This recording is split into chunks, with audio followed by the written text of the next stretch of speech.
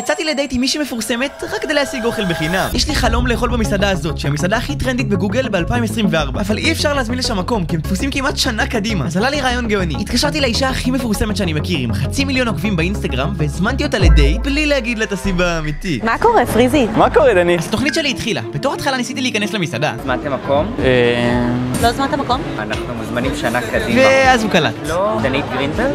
כן? תנו לי דקה, הצעתי לכם שולחן. בואו. התוכנית שלי עבדה. הכניסו אותנו בגלל דנית. התיישבנו, ועכשיו נשאר רק להשיג אוכל בחינם. תגיד, יש לך במקרה את המנה הכי טרנדית בגוגל ב-2024? איזה מנה? קרמבל קוקיז, אחי. אמנם לא הייתה המנה הכי טרנדית בגוגל, אבל הגישו לנו מנות מטורפות. וכשאני תהיתי אם זה בחינם, דנית שאלה... יש מצב שתשימו את השיר הכי טרנדי בגוגל?